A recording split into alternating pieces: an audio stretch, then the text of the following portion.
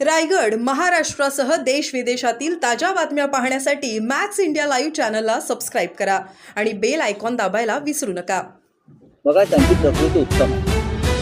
ते काल चुरूचुरू बोलत होते. मला 2 मिनिटंही बोलता येत नाही वगैरे असं मी आधी ऐकलं आणि मला त्यांच्याविषयी दया आली.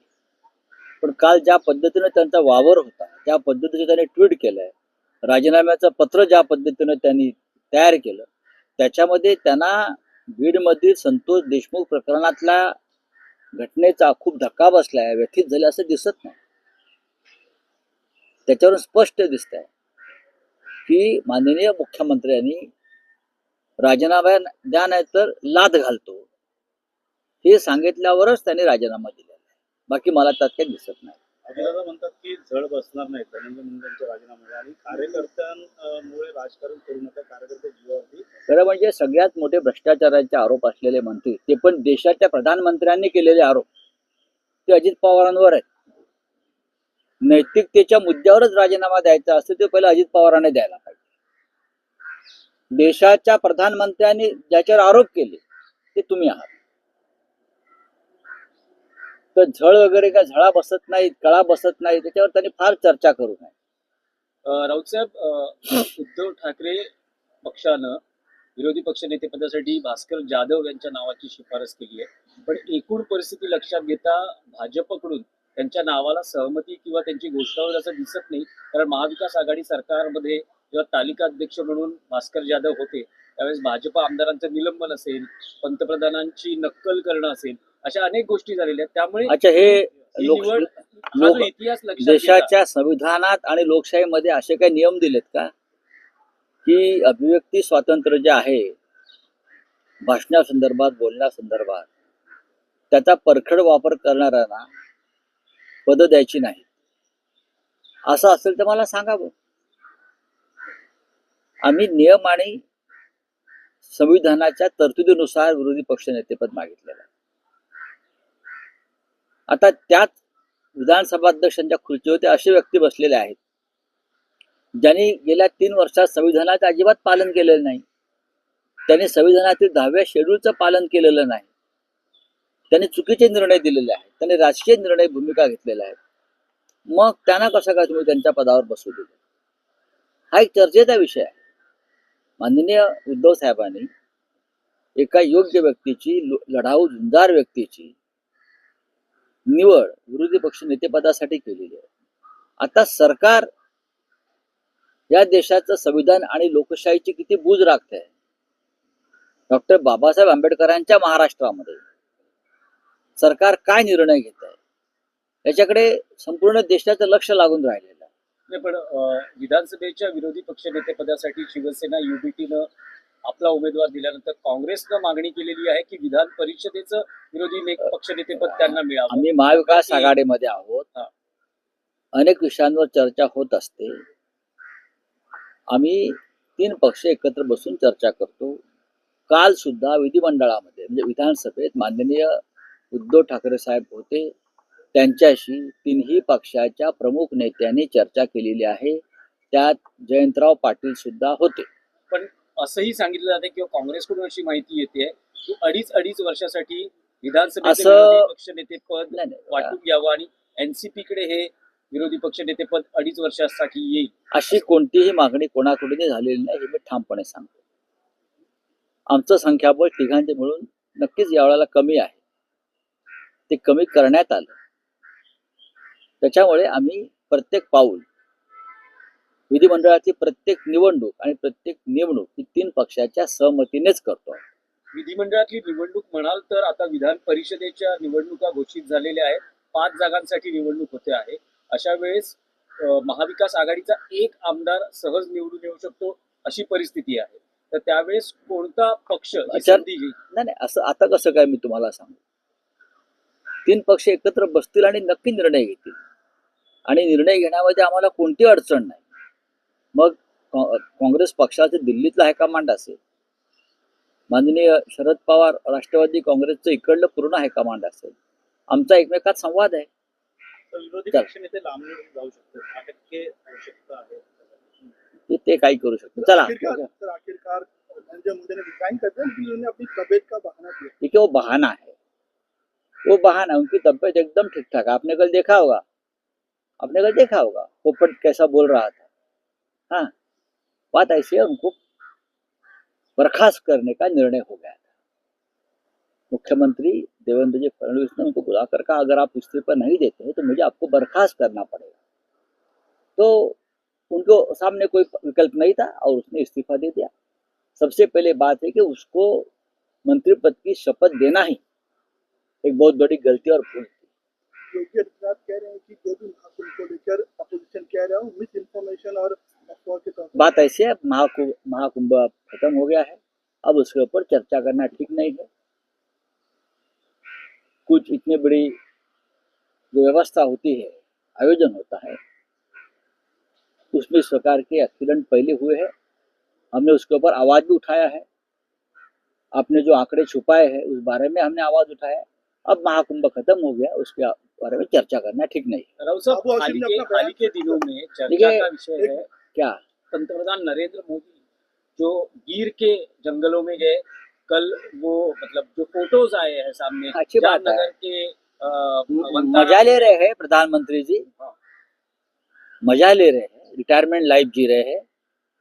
आदमी जब रिटायरमेंट की तरफ जाता है तो इस प्रकार के मजे लेते हैं, घूमते हैं, फिरते हैं, खाते हैं। लेकिन खासकर शेरों के साथ जो उनकी तस्वीरें आई हाँ है, हाँ हाँ, शेरों के शावकों को भी उन्होंने दूध पिलाया अपनी, मतलब जो बोतल वो बच्चे जो हैं। सब दिख रहा है फोटो सेशन। बच्चों को खिलाना उनका शौक है, शेरों के बच्चों को, क्योंकि वो काटते नहीं ना।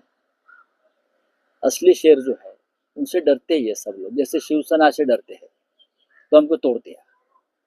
हम भी टाइगर है, वाघ है, शेर है, तो सत्ता का की तस्वीरें आई हाँ है, हाँ हाँ, शेरों के शावकों को भी उन्होंने दूध पिलाया अपनी, मतलब जो बोतल वो बच्चे जो हैं। सब दिख रहा है फोटो सेशन। बच्चों को खिलाना उनका शौक है, शेरों के बच्चों को, क्योंकि वो काटते नहीं ना। असली शेर जो है उनसे डरते ही है सब लोग, जैसे शिवसेना से डरते हैं तो हमको तोड़ दिया। हम भी टाइगर है, वाघ है, शेर है, तो सत्ता का दुरुपयोग करके हमको कमजोर करने की कोशिश की। असली शेरों से ये लोग डरते हैं, और बाकी वो छोड़े हुए जंगल में पाले हुए जो होते हैं उनसे मौज मजा करते हैं और फोटो निकालते हैं। करने दो, बोलो ना, रिटायरमेंट लाइफ है, जी रहे हैं प्रधानमंत्री जी। रावसाहेब, हेच मराठीमध्ये हवं होतं की रावसाहेब ज्या पद्धतीने पंतप्रधान नरेंद्र हाँ, मोदी यांचे आबू हाशिम ने जो बयान दिया था औरंगजेब को लेकर, अब उन्होंने वापस ले लिया अपने। देखिए, औरंगजेब का बारे में जो बयान दिया था वो किसी को मदद करने के लिए दिया था। भारतीय जनता पार्टी कल विधानसभा में संकट में थी, धनंजय मुंडे के ऊपर प्रतिपक्ष विपक्ष हमला करने वाला था, हमलावर हुआ था, तो उनसे ध्यान भटकाने के लिए बीजेपी की तरफ से एक आदेश आ गया अबू भाई को, कुछ ऐसा स्टेटमेंट दे दो कि हम भी हंगामा करेंगे, हम भी भाषण करेंगे और पूरा माहौल बिगड़ जाएगा।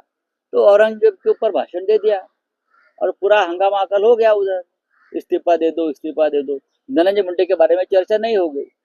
अबू आजमी या ओवैसी साहब इस प्रकार की हरकतें हमेशा करते हैं। रावसाहेब, हेच मराठीत हवं होतं की बोला. पंतप्रधान नरेंद्र मोदी यांची गेल्या 2 ते 3 दिवसांपासून प्रत्येक वृत्तपत्रात जे फोटो येत आहेत, त्यांनी गीरचं अभयारण्य त्यात त्यांनी फोटोग्राफी केली, सिंहाचे फोटो काढले. काल ते जामनगर तिथल्या वंतारामध्ये गेले, तिथेही सिंहांबरोबर फोटो सेशन, छाव्यांना त्यांनी बाटलीले दूध पाजलं ते फोटो, असं एकूण जे सगळं फोटो दिसले, काय सांगाल की त्या फोटोवर प्रधानमंत्री मौज करतायत, प्रधानमंत्री जीवनाचा आनंद लुटतायत, प्रधानमंत्री एका वेगळ्या भूमिकेत शिरलेले आहे। देशाची अर्थव्यवस्था पूर्ण कोलमडलेली आहे। शेअर बाजार जवळजवळ 80 लाख कोटींनी लुडकलेला आहे आणि अनेक मध्यमवर्गीय त्याच्यामध्ये जमीनदोस्त झालेले आहे। रुपया जवळजवळ मरण पावलेला आहे डॉलरच्या समोर। महागाई, बेरोजगारीला अंत नाही, आणि आमचे प्रधानमंत्री हे अशा प्रकारे सुंदर मजा मारतायत, मजा करतायत, आनंद घेतायत। माणूस निवृत्तीकडे झुकला की अशा प्रकारचा आनंद घेण्याची, मौज घेण्याची वृत्ती वाढते। प्रधानमंत्री आता लवकरच 75 वर्षाचे होते, म्हणजे त्यांनीच केलेल्या नियमानुसार निवृत्त व्हावं लागणार आहे। त्याने एक नियम केलाय, 75 नंतर कोणत्या संविधानिक महत्वाच्या पदावर राहायचं नाही. मग माणूस जेव्हा निवृत्तीकडे झुकतो तेव्हा शेवटचा जो काळ असतो त्या पदावरचा, कुठेही तो आनंदामध्ये व्यतीत करावा, मजा करावी, ज्या पदावर आहोत त्याचा अधिक भोग घ्यावा, लाभ घ्यावा. प्रधानमंत्री सध्या त्या मूडमध्ये असतील तर होऊ द्या. माणूस जेव्हा वयानुसार पुढे पुढे जातो तेव्हा त्याचं बालपण हे उसळून येतं वर. आणि प्रधानमंत्री तो आनंद घेत आहेत. मलाही ते बघून आनंद वाटला. कोणीतरी आमचे काका, मामा, आजोबा हे आनंद घेताना दिसत आहेत. बरं ठीक आहे, बाहेर जनता रडते आहे, आक्रोश करते आहे. सिंहांबरोबर त्यांचं बघा, वाघाबरोबर त्यांचे काही फोटो आहेत, वाघाची पिल्ल आहेत, सिंहाची पिल्ल आहेत. आता ते लहान पिल्ल आहे सिंहाची, ती काय तुम्हाला इजा करत नाहीत ना. इजा न करणाऱ्या व्यक्तींबरोबर ते खेळत आहेत. पण आमच्यासारखे जे खरे वाघ आहेत शिवसेनेचे, त्यांची त्यांना कायम भीती वाटल्यानं त्यांनी या वाघांवर पाठीमागून हल्ले केले. वाघांना घाबरले महाराष्ट्रातला, आणि त्यांनी पाठीमागून हल्ले केले, वाघांना कमजोर करण्याचा प्रयत्न केला. आणि मग या छोट्या सिंहांच्या पिल्लाबरोबर खेळत फोटो दाखवायचे. त्याच्यामध्ये काय राजकारणात शौर्य आहे असं मला वाटत नाही. आम्ही वाघ आहोत, आम्ही लढतो आहोत, आम्ही सगळ्यांशी लढू. थँक्यू. त्यांच्या सरकारची प्रतिष्ठा आणि प्रतिमा वाचवण्यासाठी उचललेले हे पाऊल. खरं म्हणजे धनंजय मुंडे यांना मंत्रिपदाची शपथ देणं हाच एक अपराध आहे. बीडमध्ये हा सगळा गदारोळ सुरू असताना, खून अशा प्रकारे पडलेला असताना, आणि त्या खुनाचे शिंतोडे मुंडे यांच्यावर उडालेले असताना अजित पवारांनी त्यांना मंत्रिमंडळात घेणं, त्यानंतर देवेंद्र फडणवीस आणि मंत्रिमंडळातली यादी राज्यपालांना पाठवणं आणि त्यांना शपथ देणं, इथूनच एका अपराधाला सुरुवात होते. पॉलिटिकल क्राईम इथून सुरुवात होते. तुम्ही त्या क्षणीच त्यांना थांबवायला हवं होतं, म्हणजे ही नामुष्की ओढवली नसती. तुम्ही छगन भुजबळला थांबवलं ना, काय कारण आहे मला माहित नाही. मग मुंडे यांच्यावरती भयंकर आरोप होते. असे अनेक मंत्री आहेत. माणिक कोकाटे यांच्यावरती आरोप आहे. आज एक नवीन प्रकरण, सातारचे जयकुमार गोरे यांच्या बाबत एक अत्यंत गंभीर, म्हणजे स्वारगेट पद्धतीचं प्रकरण आहे ते. स्वारगेटला जो प्रकार घडला तोच प्रकार देवेंद्र फडणवीस यांच्या मंत्रिमंडळात ते भाजपचे त्यांचे अत्यंत लाडके मंत्री जयकुमार गोरे यांच्या बाबतीत घडलेला समोर येतो. इतिहास काळातले छत्रपती शिवकाळातले सेनापती हंबीरराव मोहिते यांच्या कुटुंबातल्या एका स्त्रीचा, सरसेनापती हंबीरराव मोहिते यांच्या कुटुंबातील एका स्त्रीचा या मंत्र्यानं कसा छळ आणि विनयभंग केलेला आहे या संदर्भातली माहिती समोर आली. आणि ती महिला, ती अबला पुढल्या काही दिवसामध्ये विधान भवनासमोर उपोषणाला बसते, अशी ती बातमी. संजय राठोड तुमच्या मंत्रिमंडळात आहे. आता हे पात्र नवीन निर्माण झालं. फडणवीस साहेबांनी त्यांच्या मंत्रिमंडळाचे पत्ते पुन्हा एकदा पिसले पाहिजे. त्यांनी पुन्हा एकदा सर्व मंत्र्यांची झाडाझडती घेतली पाहिजे. आणि ही सगळी जी रत्न आहेत, ही किती रत्न आहेत, 14 रत्न आहेत का अजून काय रत्न आहेत मला माहित नाही, ही सगळी रत्न त्यांनी एकदा तपासली पाहिजेत की कोणाचं नक्की काय आहे. जयकुमार गोरे यांच्या बाबतीत समोर आलेली माहिती अत्यंत गंभीर आहे, महाराष्ट्राला काळीमा फासणारी आहे. तुम्ही अबू आझमीच्या राजीनाम्याची काल मागणी केली, पण अबू आझमी तुमचाच माणूस आहे, तो तुमच्या मदतीला धावला. त्याच पद्धतीचे गंभीर स्वरूपाचे आरोप. फक्त औरंगजेबाची प्रतिष्ठा वाढवण्याचं वक्तव्य केल्यामुळे महाराष्ट्राचं कलंक लागत नाही, तर हंबीरराव मोहिते यांच्या कुटुंबातल्या स्त्रीचा विनयभंग केला आणि तो मंत्री तुमच्या मंत्रिमंडळात असेल तर त्यामुळे हे महाराष्ट्र कलंकितच होतो. आणि अशा कलंकित मंत्र्यांना मग संजय राठोड पासून सगळे आपण का बरं मंत्रिमंडळात ठेवलेलं आहे?